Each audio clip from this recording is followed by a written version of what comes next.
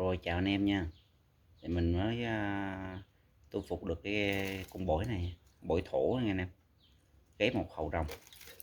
Hôm nay kèm gọi là kèm khá luôn á. Rước thì mình cũng có. Không nghe rước, nghe phóng thì không nghe nhưng mà kèm rất là tốt. Giọng thổ ghép một hậu nha anh em. Con này mình đeo theo là 3 ngày. Nhưng mà nó xuống mà nó né giò. Mình phải mới đầu thì em cùng bổi nổi. Nhưng mà bộ nổi bắt không được, mình phải đem theo con về mình đổi, bắt cầm theo con 72 này mình bắt được nó, thu phục được nó thì chờ nó về cái cội, mình tìm cái cội đi xa lắm. Mình vô là mình thấy ngay cái rẫy của cái anh kia là mình xin vô là mình đi xuống gần cái suối á, là nó ngủ gần mấy cái lùm cây á.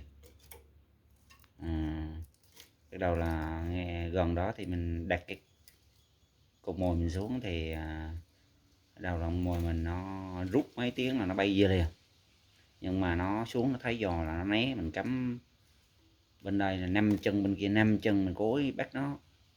Vậy là mình nghe nó chơi cũng khá, kèm khá lắm đó. Xong là bắt đầu nó xuống, nó thấy giò là bắt đầu cứ đứng nó cứ nó niếng đầu nó nhìn. Cái đầu là mình thấy không ổn là mình ra mình đuổi, mình cắm thêm 3 chân sắt bội là cũng gần 6 giờ kém kém 10 phút đó là mình thấy mặt trời cũng đã chuyển rồi, mà nó hơi hùng mụm là nó không thấy ngõ nữa, nên nó đá xong là nó mới dính đó. Con này thì mình làm tới mấy kèo mới bắt được nó, nhưng mà nó cũng né giò, mà bữa đó nó nắng hốc á, mình đem nay mình dưỡng chim 72 mà mình đành phải đem 72 xuống bắt luôn. Đem con mồi lỡ đi, mồi lỡ bắt nó không được, nó vô nó thấy giò nó đứng bên ngoài luôn, nó không chịu vô.